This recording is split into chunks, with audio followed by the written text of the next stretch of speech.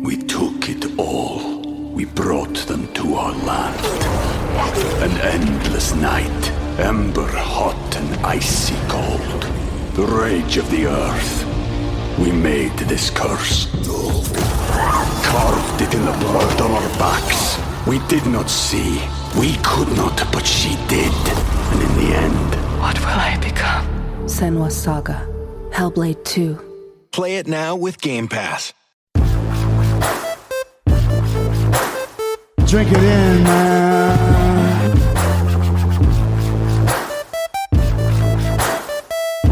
Touchdown, Detroit Lions! Cornbread! Cornbread! Cornbread! Drink it in, man.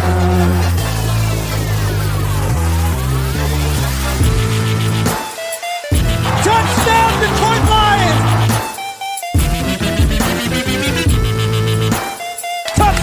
Touchdown, Detroit Lions!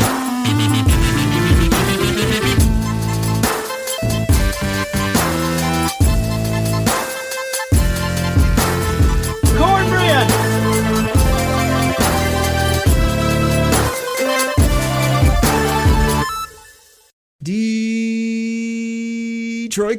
Detroit Koolaid drinkers, what's going on, everybody? Everybody's favorite day of the week, Friday, here on the Detroit Koolaid Cast. I'm your host, Derek Okery. We appreciate you joining the show, hitting that subscribe button, and believing in the Detroit Lions and drinking that Kool-Aid. Drink it in, man. Side of cornbread, everybody.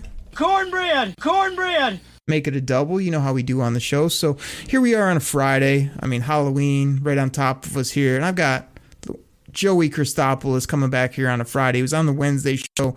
We had a ton of fun. We talked about Stafford versus the Lions. We talked Rams. We talked all about that game and gave some positivity to the fans out there while talking football and making each other laugh. So, Joey, you're back here on a Friday. How you doing? Hello, Derek. Oh, man. You are in the sphere. I don't even want to ask what kind of costumes, outfits you've done over the years. That could be a whole segment. That I love Halloween, dude. Do you want to guess what I'm dressing as this year? Oh, geez, I have no idea. Like Mario Thanos. Or something. I'm gonna be Thanos. All right, awesome stuff there. So, like you say, here on the Friday show, I mean, you know, part of the title of this pod is winning week. I feel like this is a week the Lions have a great chance to beat the Philadelphia Eagles in Ford Field. We'll talk all about that. We've got plenty of other topics on the Wednesday show. I mean, I stood up for the Detroit Lions while the national media, quote unquote, and others, characters that you brought out before Halloween, took some shots, and I tried to tell them why this is on track, why this rebuild's going well, why we can kind of hang in there with some of these players, Jared Goff included. And I feel really good about that. So I think we'll give some more positivity, some more Kool-Aid here on the show this week, here on a Friday, as well as we did mention it's Halloween, Joey. So I think let's start off the show with a segment around Halloween with some questions. And we got to bring in the Halloween music if we're going to do that. Oh, yeah, there we go. We got a little background music, a little bit of spookiness, a little bit of intrigue here on the show. And Joey, my first question here on this Halloween segment here on the Koolaid Cast is, who's the scariest player in the NFL? Who's the guy that when you come around the corner, you hope he's not waiting for you? I mean, who you got? Oh, wow. Okay, I thought this was, okay, in the NFL right now or in real life? Well, scary around the corner is not Tom Brady. I was going to do Tom Brady. I'm going to do, I think this kind of fits for both categories. I'm going to go Derrick Henry right now. They keep giving the guy carries. He could take 29, 30. Hell, he could take 45 carries, all that matters. And if I saw him around the corner, he is a very, very big, very muscular, very strong man. He could probably hit me on the top of the head, and I would go straight into the concrete like a Looney Tunes video. I'm going to go Derrick Henry right now. The dude's awesome. He's owning the NFL. He's carrying the Titans. He's beating up on the Chiefs. Who could be scarier? Here's the thing. Before I get to my scariest player in the National Football League, here's my take on Derrick Henry. Yes, he has stabbed fantasy players and opponents in the heart multiple times with his 70-plus yard touchdown gallops. Yes, he's huge, 240 pounds, and runs over people, runs past people. But he's not the scariest. I mean, Derrick Henry's a wimp. Like, I remember it. Oh, no, don't say that on live audio, Derek. He'll hear that. I remember like yesterday when that draft came around and Derrick Henry was falling down the draft board. He's a college guy. He's not that tough. Even in his first few years before he went on this historic run, people were like, man, he doesn't run very hard. He kind of tiptoes around. He was getting hurt a lot. Derrick Henry's not that scary. He's productive. He's not scary. I mean, he's big. He's not scary. He's an intellectual off the field. He wears that ridiculous braid that looks like a you-know-what that you might find in your toilet. I mean, Derrick Henry's not scary. Wait, Derek. Are you telling me that he is jacked to the nines and he's an intellectual off the field? That's a scary two-way combo. I'm even more scared now, Derek. You just made me more scared of him. He's not scared. My buddies were like, should we take Derrick Henry here when he was falling to the second round? I'm like, I don't want Derrick Henry. He's not going to be good. I mean, okay, that comes back to bite me. That's a scary take now years later, but Derrick Henry's not a scary individual. He's a good football player that's, he finally found out how to play ball, and now he's putting up ridiculous numbers. We get it. The scariest player in the National Football League also is on that team, which again, I can't stand the Tennessee Titans. I hate Ryan Tannehill. You can tell I don't ever draft Derrick Henry if I can help it. But one guy I do love, he plays on the defensive line. This guy was taken in the draft, and I love this guy. He was nasty. He was big. He's physical. His name is Jeffrey Simmons, number 98 there for the Titans. This guy, he is a nasty dude. His arms are about as big as most people's quads. He gets after you, pushes you around. He makes plays. And I wanted to pick one that wasn't so obvious like your pick. I mean, you picked like the scary movie that everybody's seen. Jeffrey Simmons is that scary movie that nobody's seen, that you tell them, man, you got to watch this one. Then they watch it like, man, you weren't lying. That was some scary, you know what? Like, he's a bad, bad man. Never heard of him before, but I'm taking you at your word. Oh my goodness, that's horrible. I wanted to get a Lions player. We don't have any scary people yet on the Detroit Lions defense or offense, but we're gonna get some. The closest we have that I was gonna go with the scariest player is the number 7 selection in this year's draft. That's Penei Sewell. Because did you see Aaron Donald trying to scare Penei Sewell, and he was like, I'm not playing that game. He was pushing him right in the face mask, about ready to throw blows. Love Penei Sewell. He's a scary individual. I like him a lot. Well, and unfortunately, Titus Young isn't on the Lions anymore, so you can't really go there. Oh, I did it. Oh, there's boy. a lot of scary things there with Mr. Titus, Mr. Young, whatever you want to call him. Hopefully, he's not behind bars. But let's keep this Halloween segment moving, and then on a little bit of a lighter note, again, please look up Jeffrey Simmons there, Joey. I mean, absolute monster. Now, what's your best Halloween candy? I'm talking like when you were a kid and you dropped the bag. Like, what are you looking for? What are you throwing out of the way?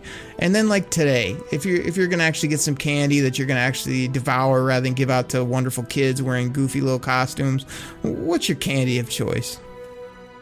I wasn't really a big nougat man, so Three Musketeers and Milky Ways, I wasn't really that big of a fan of. That was a trade out for me personally. Growing up, I mean, nothing says Halloween for me like just a delicious, huge taffy apple dipped in that caramel with the nuts all around it. You might crack your teeth in half biting into it, but it's the best. It totally is worth it. You really only have it one time a year, and it's that time of year.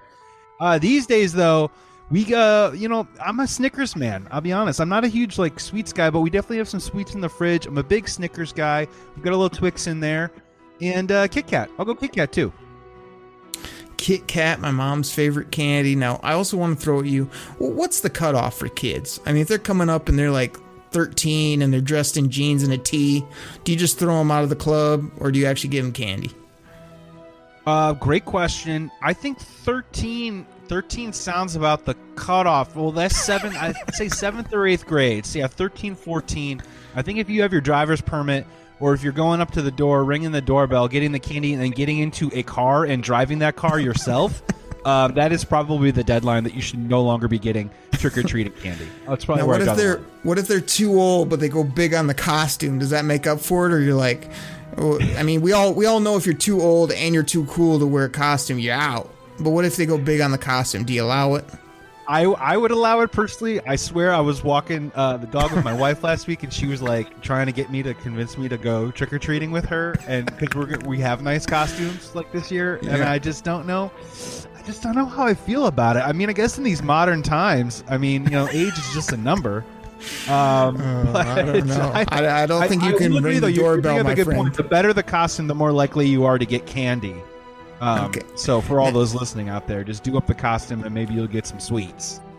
Now on this candy segment, now if we're going to look at like best candy, I mean the best candy on the Detroit Lions right now is DeAndre Swift. I mean, he's got sweet feet. I mean, this guy is making delicious plays out on the football field. I absolutely love it.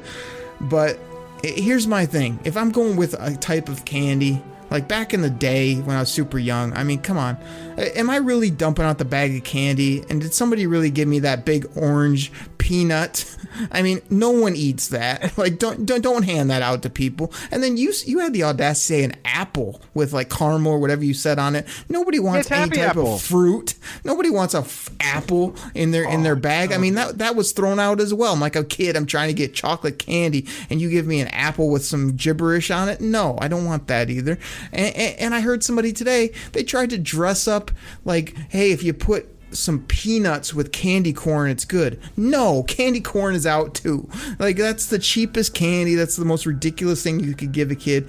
But if I'm looking through my bag both now and then, man, I'm going with the Reese's Cup. I'm trying to find the Reese's Cup. And no, I'm not just shoving it down my gullet right then. The Reese's Cup has to go in the freezer, my friend. You put the Reese's Cup in the freezer, it gets a little bit chilled. Now we're talking. That's the candy of all candies. And then my rule with kids, because I threw that at you, is like, I would just give, like, the kids would come, the smaller and the cooler. I'm not one of these people, 2 per bag. No, I would just like hold out the thing and they'd take whatever they want. That's my rule. Like, I'm trying to give out as much candy to whoever comes. I'm not trying to nitpick it, not trying to micromanage. You got to just absolutely give the kids the time of their life, and then they just take a couple. I say take more. Keep taking until your parents tell you can't take anymore. That was how I did it. I'm a little taken aback that you referred to caramel as gibberish, but it's on an back apple. in by your candy giving out mentality, which I fully endorse and approve of. Let the kids go wild. Don't put a number on it. Don't put a ceiling on these kids' dreams. Exactly. And don't give out candy corn, the orange peanut, or some other generic candy. Go get the name brand candy. Go spend a little bit of money. Maybe, heaven forbid, even get the full size or get a king size for a kid and make his year. Don't go cheap with the off-brand candy. I mean, let's go, people. Oh, Joey, what's your most horrific? What's your scariest? What's your most... What's a moment as a fan that just gives you nightmares? Man, this is a really tough question because I could go a lot of different ways with this, right? So I want to throw a couple out at you. So most horrific moment game-wise is probably the Bartman game in 2003 with the Cubs. Most recently, I mentioned earlier that I've been watching a lot of horror movies, and by doing that, I mean I've been watching the Bears play the Browns and the Bears play the Buccaneers recently. That's been a complete horror show. But I will tell you my most horrific moment as a fan, Derek. So in Chicago, when I used to live there is a Packers bar, and typically I would not, consort myself with other Packers fans, but this one Packers bar was actually, I'll be honest with you, it was really fun. They gave away stuff after every quarter. They did a raffle at halftime. It was all merry and bright, and actually Bears fans and Packers fans can mingle together and be there. I was there once. I was outside in the barbecue, and it's the end of halftime. This guy's grilling up all these free cheeseburgers and just handing them out to Packers fans. I didn't dare get into that line, Derek, but at the very end, the guy goes, "Hey, Bears fan, come here." I'm like, "What? What's going on?" And he holds out this one plate, and it's a burger. And he goes, "Hey, man, this is the last one. I want you to have it. And I was like, wow, look at this olive branch. A Packers fan and a Bears fan coming together and sharing beautiful meats and passing it along. Well, let me tell you, Derek, I ate that burger. And I'm not kidding you, dude. An hour later, I'm at my buddy's place, and I just start violently vomiting in his kitchen. It was disgusting. I left his apartment, and I'm walking home, and I'm literally vomiting on the street. I cannot stop vomiting. The Packers fan food poisoned me, dude. That's some bad cheese on that thing. I don't know if that burger was on the ground or if it was undercooked or whatever it was, but he gave me a bad burger and he food poisoned me, and I was sick for like 36 hours after that. Like sick. That was my most horrific moment as a fan. I'm never giving it up to Packers fans. I'm never going to be on their side, never going to draft them in fantasy. It's a Cold War that will never get warm. That sounds like something like a smug, arrogant Aaron Rodgers type of fan would do, if you ask me, with some bad Gouda cheese on there. But I'm glad you brought it around to scary, because for a long time there, that was some real nice story between you and Cheddarhead. Like, I'm glad it went south, because it would have like ruined the segment, to be honest, when it was nightmares. I thought we were like I thought there was like a friendship. It was like the United Nations deciding to like come together and like for world peace. I thought you forgot the question. Brains out outside of a white hen. And it's like, man, he did me dirty, man. That was a horrific moment. Oh yeah, no doubt. Now, you did surprise me with your answers. You did go along with one about some cheeseburger mishap that you had, but it was entertaining. I mean, you could have kept it short and said, I mean, maybe this is one of your more scary moments as a fan. Also, kind of a good singer. Love. Oh, no, love.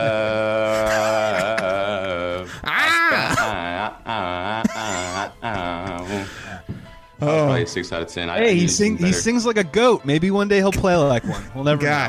You got to have nightmares after something like that. But no, like, we're talking most horrific moments as a fan. I mean, again, I wanted to come up with a Lions one, of course, but the one non-Lions that came right to my head was the drop snap. Michigan State, that's happening this week. Joey, I know you're out there in La La Land and you don't know anything about college ball or whatever, but we got two teams in the top 10, undefeated interstate teams playing each other. And I remember that game like it was yesterday, where we got this game won. I've got all this smack talk with my friends, and when he drops the snap and they run it back to win that game a few years ago, that was just heartbreaking for me.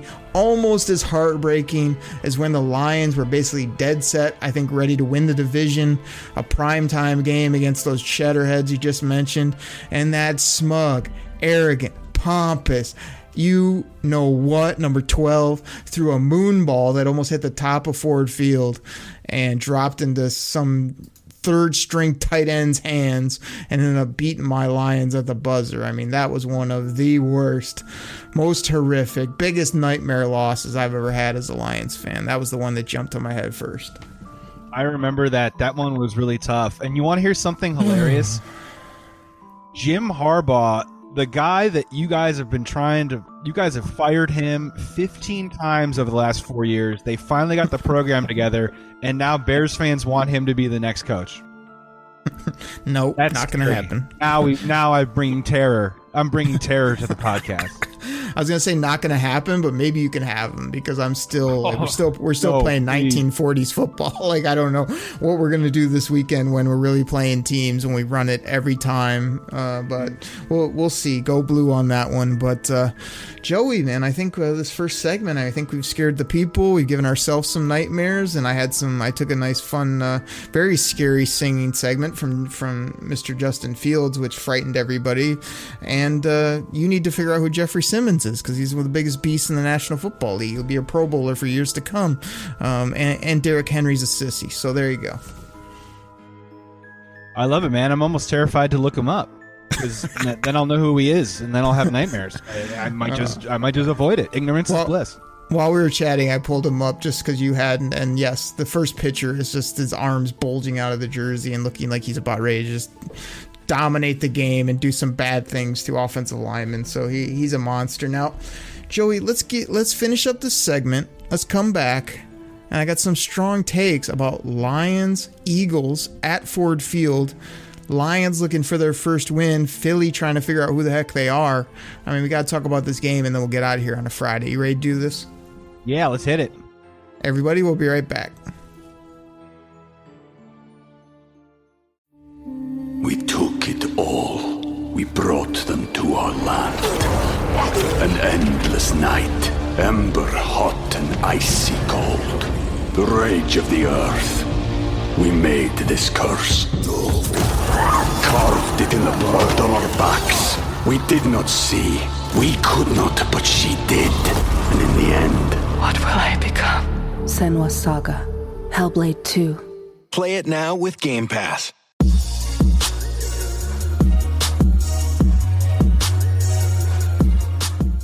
All right, everybody. This goes out to my fantasy football fans out there. Now, you probably heard about Reality Sports Online, the most powerful fantasy sports platform where owners can build and manage their fantasy team like a real NFL general manager.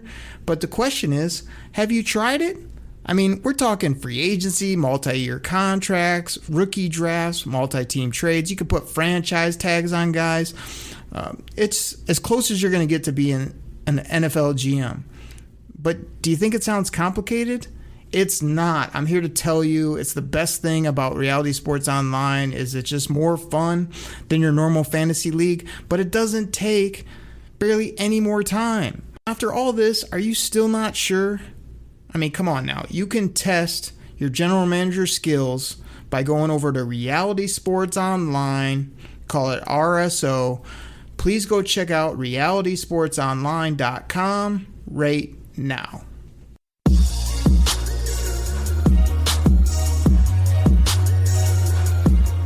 Detroit Koolaid drinkers are back from the break. Thank you so much for listening to our sponsors. That really helps out the show. Hit that subscribe button, leave a review, tell a friend. Again, just very appreciative that Joey Christopoulos at Joey Sports Guy, just killing it over at the Believe Podcasting Network, comes on once a month or so, and me and him get to spend double shows, usually talking football and making each other laugh and just having fun. So, Joey, I really appreciate it, man. You ready to, before we get into this, again, you drop some of the video stuff you're up to and where people can find you on YouTube. Throw that out there again before we get rolling. Yeah, Joey Sports Guy, Instagram and Twitter, host of Bet on Chicago for the Believe Podcast Network and Believe in Bears, the former Bears defensive end and former Lion as well, Corey Wooten, and also go to Roto Baller on YouTube, and I do a QB start sit segment for every single week, also a boom bust segment for them too as well. Check that out. I'm here to answer all your fantasy football questions to help you win your league every single week. And that'll about do it, man. Back to you, Derek.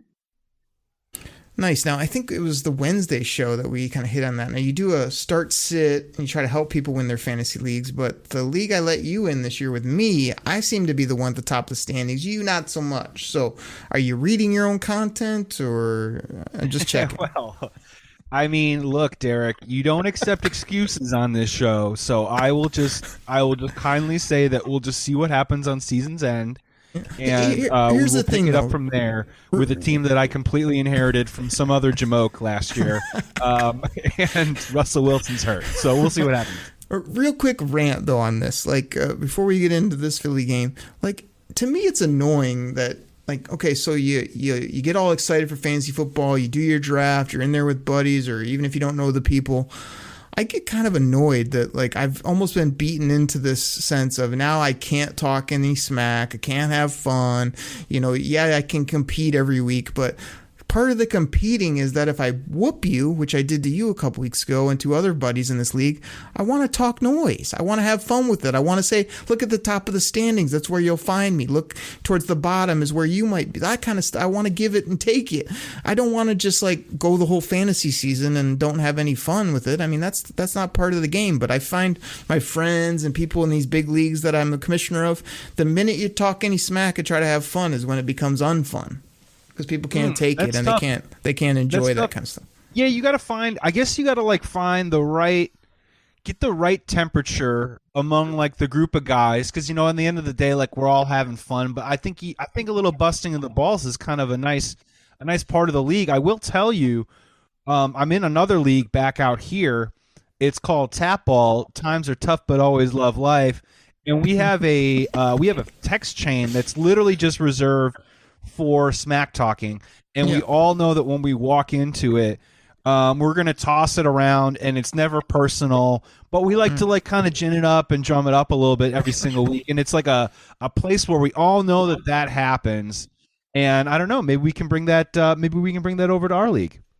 I think we need to, because I was the king of all smack years ago, thanks to my man Jim Rome and just me always having fun. And like you say, I'm not trying to talk about your family or your dog or this or that, but I am going to kill your fantasy team if it's horrible. Even if it's not, I'm going to make it horrible. So I just encourage people like to be cool with it. Like, you know, if your team sucks, take it. If your team's great, you should be shouting from the mountaintops that it's great, because that's part of the fun.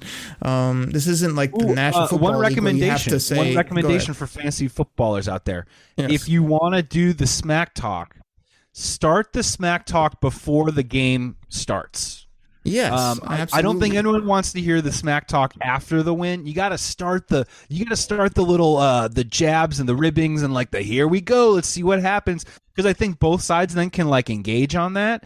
And then when you win, I mean, light their hair on fire for sure. But that's always something that I always recommend to anyone playing fantasy football. You got to start the smack talk at the beginning of the week. This is a Friday pod. It's not too late, folks. You could text your buddy right now. Exactly. Hey, I'll see you on Sunday. You know what I mean? And maybe throw in a cool gif of like Tombstone or something like that. Like I'll be a Huckleberry.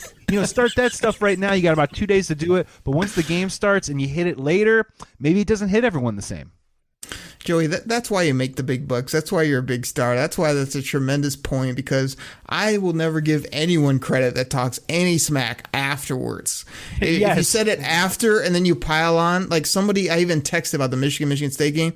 They said, I'll talk smack after we win. I said, that doesn't work that way. That. And I said, and by the way, I'm going to talk before and after because my team's going to whoop you. Like, that's how it's done. You come out early and often, and then if your team does lose, you take it.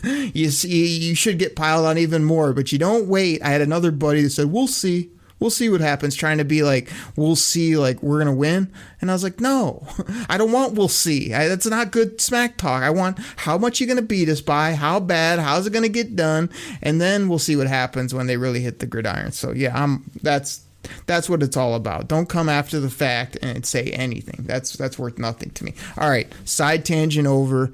Smack talking is fun. Just be a normal human being and enjoy your fantasy leagues, everybody. Lions, Philly. Joey. Miles Sanders is hurt. This guy, I thought he was a fantasy stud. They barely ever give him the football, but having him out, I think, helps the Lions. I think he had a pretty bad ankle injury, so I don't expect him to play in this game. Jalen Hurts, to me, is like a quarterback that he scares me because he can run, and he can run some of these trick plays, but he's also like the guy that I think the Lions can beat, because I don't know if many people forgot. There was like a couple years in college where Jalen Hurts couldn't hit the broadside of a barn if he was standing in front of it. You know what I mean? So everyone acts like he's this dynamic talent. Like he has some trouble throwing the football and accuracy and reading and all that type of stuff that makes an NFL quarterback. So when your top running back and your quarterback is somebody that I think can make mistakes or kind of be rattled, I like that right off the top.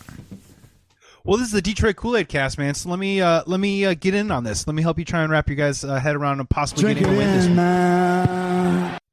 There you go. There's a couple things to keep in mind that I like going on so far. The Eagles, they give up the fourth most fantasy points to running backs. Guess what you guys do well? You run the ball well, especially DeAndre Swift. They give it up in the passing game to running backs. I think that's a really strong sign for you guys right there. In my start sit category with tight ends this week, I have TJ Hawkinson as a start. Since week 3, the Eagles have given up 6 touchdowns to opposing tight ends. I think Hawkinson finds the end zone this week. So the two things that you guys are really good at offensively is stuff that the Eagles are a little bit deficient at. I will say in regards to Jalen Hurts, and this is going to be probably a key for you guys in the game. It's cliche. You keep talking about it over and over again, but a thing with Jalen Hurts is you think you might have that guy on the ropes. He's going to keep coming.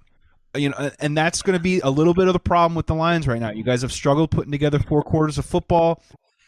I think you guys could, if you guys have a lead in the first half, you know, you got to keep coming at this guy because, as you said, with his legs, Lions, you guys do give up a little bit on the yard side of things, a 275 plus.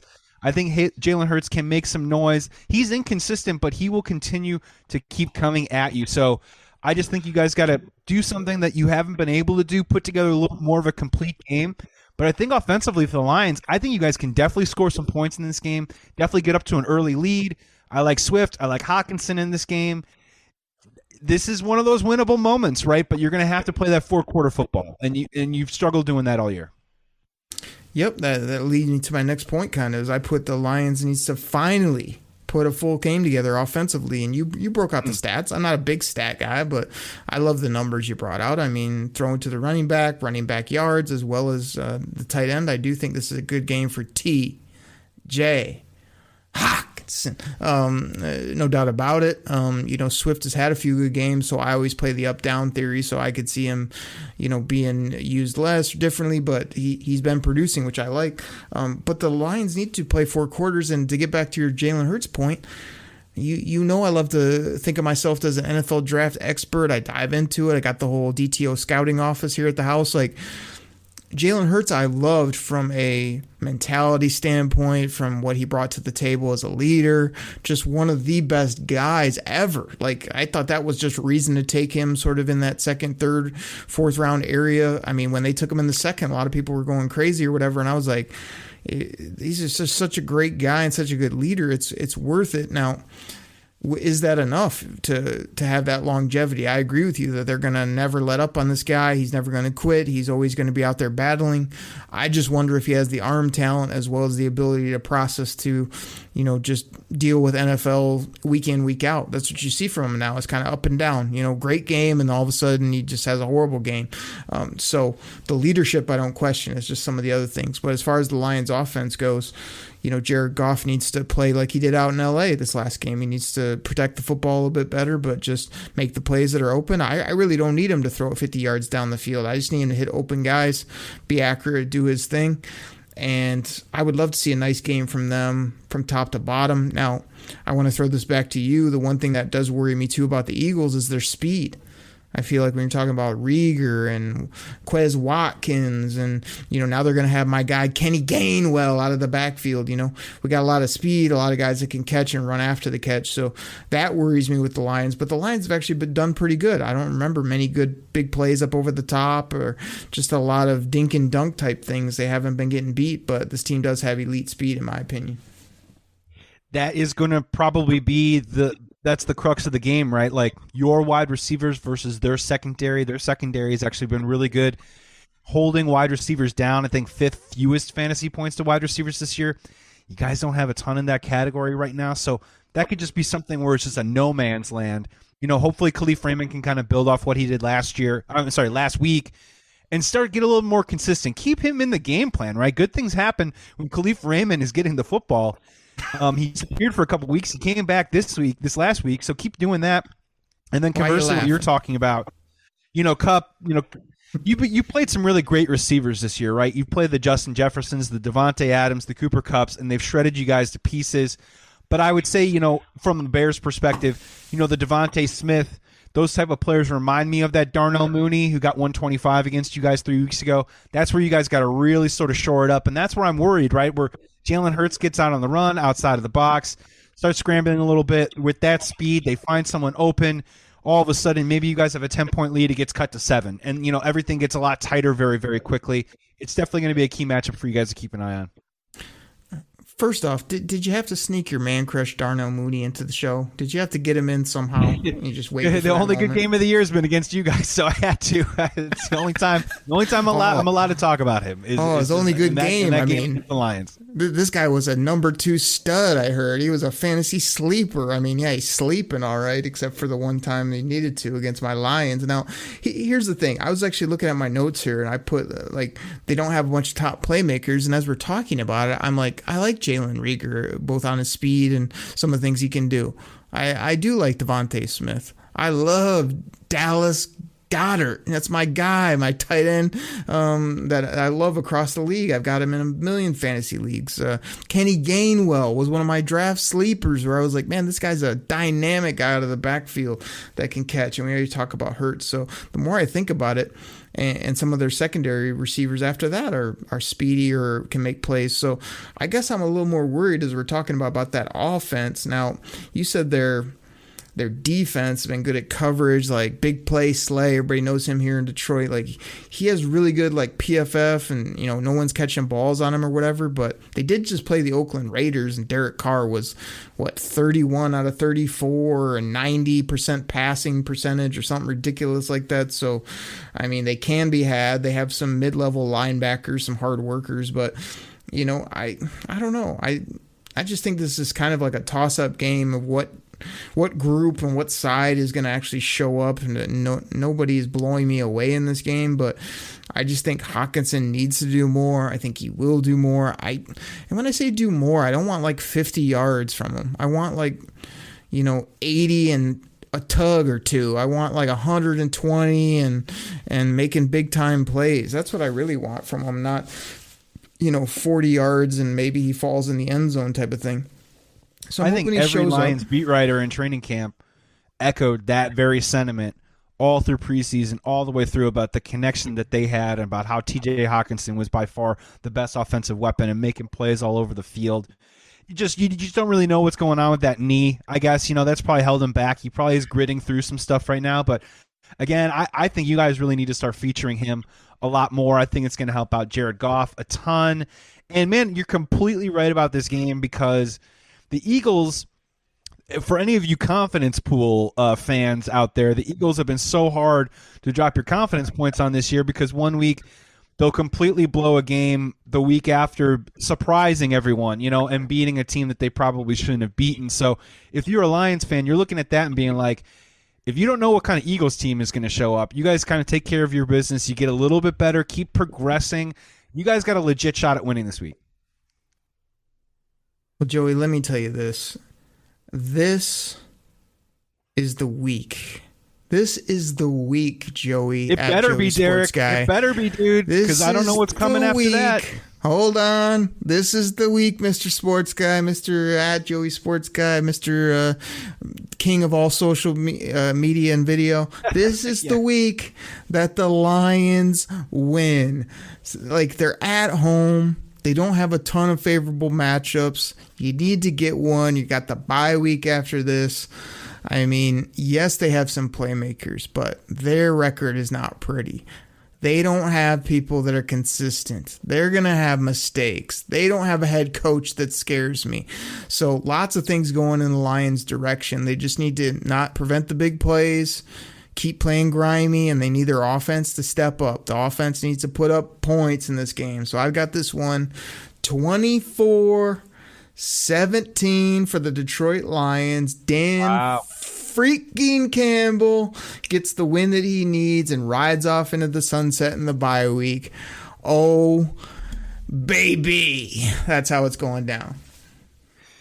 I will tell you that the one thing I am rooting for is the Dan Campbell press conference after he wins. I think that one's going to be must watch. Yeah. It's going to be must watch. I mean, I'm not just saying this is a great week. This is a great week to pick up a W. Because if you don't, talk to me in December, I guess. It's going to happen. The Vikings or something.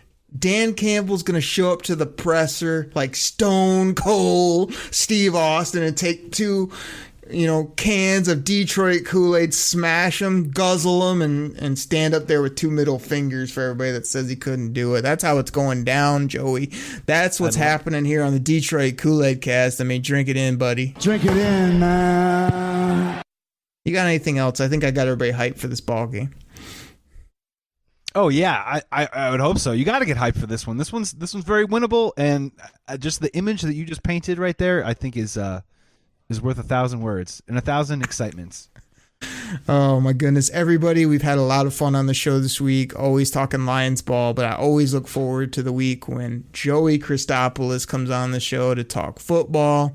The guy always makes me laugh. Again, you better go check out all his content. I better see some Kool-Aid drinkers giving him follows, likes, checking out his video work, because it's tremendous stuff. And Joey, I just can't thank you enough, man, for coming on the show. It was really fun. Derek, man, always great to talk to you, man. I'll see you in the fantasy football smack talk discussion chain that we are going to start very soon. Yes. And then, hey, Detroit Koolaid drinkers, thank you so much for checking out this pod. Keep listening to all of Derek's pods and his content. Keep following, keep liking, keep subscribing. I have a great time on here. And, dude, man, the next time that we talk, man, it's going to be Bears Lions Thanksgiving. We do the last week. We do the last two. We record the last week of every month. Man, Bears Lions coming next. So I'll see you then, and drink it in. No doubt. And Joey, I know this isn't going to happen because we're both very busy people, but I do have tickets to that ball game. If you would make the jaunt, we could be sitting in the stadium for that ball game. We need to make this happen one day when my Lions and your Bears go head up. Thanksgiving, that's another winnable game for the Lions. It's another great football game, great tradition, so I cannot wait for that. But yeah, man, thank you so much for coming on, everybody. Drink that Detroit Kool-Aid. I hope you have a great weekend. Big college game, Michigan State. Go Blue. And we'll catch you guys next week after the Lions get a W right here on the Detroit Koolaid Cast. Take care, everybody. We're out. Pack the bag, start the plane.